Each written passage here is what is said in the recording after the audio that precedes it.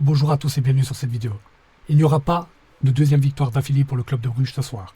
On va rentrer dans les détails comme je fais d'habitude, car il est clair qu'il y a beaucoup de choses à dire sur ce match, que ce soit de côté positif ou négatif, évidemment. Comme toujours avec le club du Bruges, il y a du bon et du moins bon, et c'est sur ça qu'on va aller dans les détails dès à présent. Donc pour commencer, il y a cette composition d'équipe, puisqu'aujourd'hui Onyedika est absent, il est remplacé par Cissé Sandra, qui est un bon joueur, mais bon, qui n'a peut-être pas non plus la qualité pour jouer en Ligue des Champions, en tout cas en ce moment. Peut-être que Reis aurait été une meilleure option, mais c'est pas le plus important puisque Bruges entrera dans le match comme il le faut, puisque durant les 30 premières minutes, on voit qu'il y a des occasions, l'équipe se trouve bien, défensivement ça a l'air assez solide, donc Bruges en tout cas pour l'instant rentre dans le match et ça va se confirmer puisqu'à la 36e minute, Solis va sortir un petit dribble fantastique où il va se débarrasser de son défenseur pour adresser une frappe dans le qui sera imparable pour le gardien et qui amènera donc le premier goal de ce match et le premier goal du club de Bruges. En tout cas c'est bien parti, on sent à ce moment-là que Bruges est entreprenant, qu'ils veulent évidemment essayer d'aller chercher les 6 points, on sent aussi qu'ils veulent montrer que c'est une équipe qui ne faudra pas sous-estimer dans la suite de cette Ligue des Champions, mais malheureusement le score ne bougera plus jusqu'à la mi-temps. Mais voilà, après la mi-temps on a senti un Bruges moins bon, moins précis, parfois dangereux mais sans plus,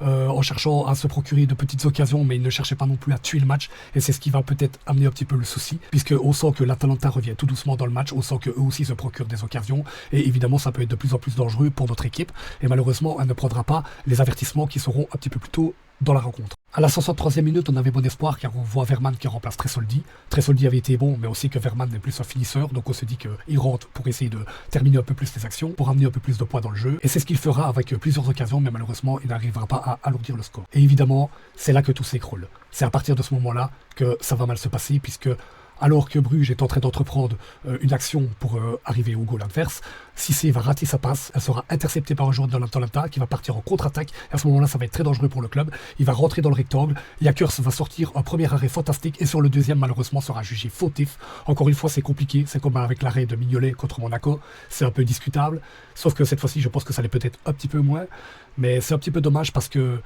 le premier arrêt était bon, il aurait pu retourner dans son goal, mais évidemment il a voulu poursuivre l'action, et c'est ce qui amène malheureusement cette faute qui donc amènera un penalty et l'égalisation de l'Atalanta. Si vous l'avez vu, vous savez que c'est ce moment-là qui a conditionné clairement la suite du match. Si vous ne l'avez pas vu, peut-être que les résumés vous le feront comprendre, mais en tout cas, à partir de ce moment-là, on a senti un Bruges qui voulait essayer de revenir, mais de l'autre côté, l'Atalanta aussi savait qu'ils avaient tout à jouer, ils savaient clairement qu'un but pouvait tout changer dans ce match-là, donc ils ont commencé à pousser, même si juste derrière il y a la petite action de Verman qui aurait pu finir en but aussi, hein. Encore une fois, on a vu après dans les ralentis qu'il se faisait un petit peu lui aussi touché par le gardien, il aurait peut-être pu jouer le penalty, mais il n'a pas pensé à le faire, il a préféré poursuivre l'action jusqu'au bout, donc malheureusement cette action n'aura rien donné, mais malheureusement ça va continuer sur ce rythme-là, et c'est à la 86e minute que de nouveau tout va partir en vrille, puisque alors que l'Atalanta venait d'avoir une occasion qui finit en corner, sur le corner qui suit, il va avoir un petit cafouillage, ce cafouillage va terminer en but, et d'ailleurs une incompréhension totale au niveau des remplacements, je vais y revenir quelques secondes plus tard, mais c'est sur ce corner que va tomber le but de l'Atalanta, celui qui met donc le 2-1 et qui amène la défaite du club de Bruges et qui fait donc la perte des 3 points, et c'est vraiment dommage parce qu'on se demande surtout où est-ce qu'on va aller chercher des points dans cette compétition. Maintenant voilà, pour parler des remplacements, c'est encore une chose qu'on n'a pas compris, que ce soit les supporters, que ce soit les commentateurs qui étaient présents au match, qu'est-ce qui se passe? On voit que les joueurs sont fatigués, ils traînent la patte, et là à ce moment-là, les remplacements traînent, ça ne se fait pas, il y a le corner, le but tombe. Ça rappelle vraiment l'histoire avec Ordonez contre l'Atalanta, où là aussi, ça avait traîné, le déplacement ne se faisait pas, derrière il y avait le but, on était à 10, c'était exactement la même chose dans cette situation qui a amené le goal. Qu'est-ce qui se passe avec le remplacement?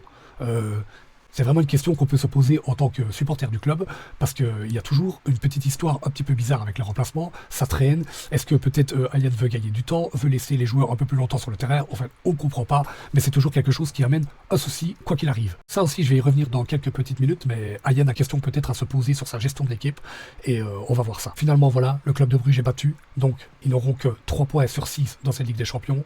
À un moment donné on espérait 4, on s'est dit que 4 c'était pas mal, surtout au vu de la situation du match d'aujourd'hui. Malheureusement on prendra pas de points, espérons quand même que la suite se passe mieux, mais derrière il y a quand même le Bayern, il y a le Barça, après il y a le Sporting de Portugal, tu vas aller les chercher où ces points-là? Même si le Sporting Portugal ça reste peut-être un peu plus à notre niveau, mais c'est clair que les 2 prochains matchs ça va être beaucoup plus compliqué, il faut espérer un petit miracle ou une méforme de l'équipe d'en face pour aller chercher ne serait-ce qu'un point.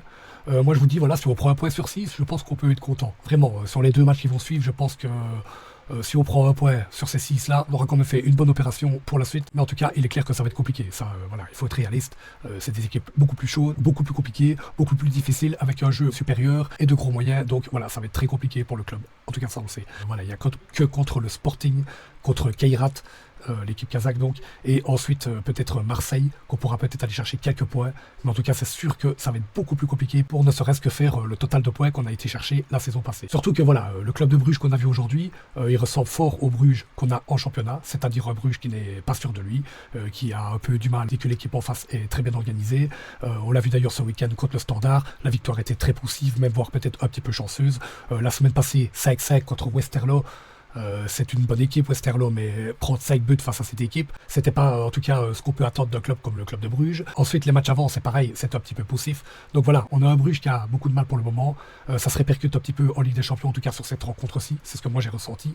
Peut-être que tout le monde ne sera pas d'accord avec moi, mais il faut que Bruges améliore son jeu, que ce soit en championnat ou en Ligue des Champions. Et on a un petit peu l'impression que les victoires en qualification contre Glasgow, Salzbourg et puis celles contre Monaco ont un petit peu envoyé de la poudre aux yeux. J'ai envie de dire que voilà, le réel niveau de Bruges n'était peut-être pas celui qu'on a vu dans ces rencontres-là, même s'ils étaient très bons.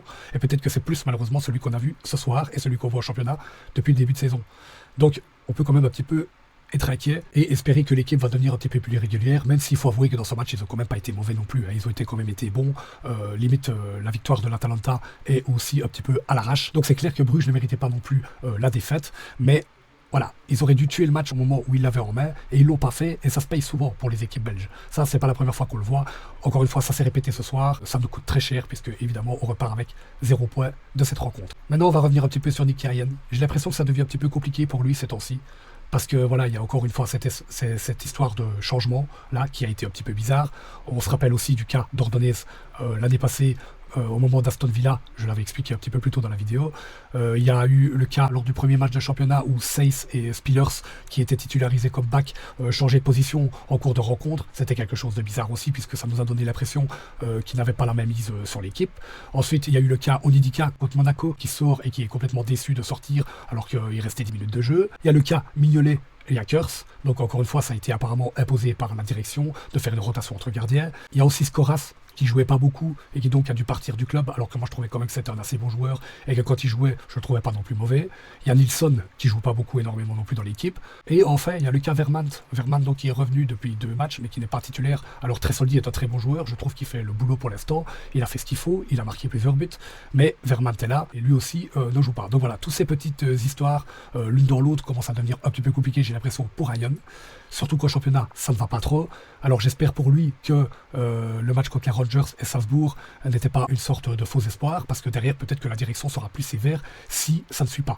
Donc on sait qu'ici au championnat, on va affronter d'autres gros morceaux. On sait qu'en Ligue des Champions, c'est pareil. Les 2 prochains sont des gros morceaux. Donc voilà, je m'avance un petit peu vite, mais j'espère pour lui que ça commence pas à sentir mauvais. Pour terminer cette vidéo, je dirais donc que Bruges a quand même été bon.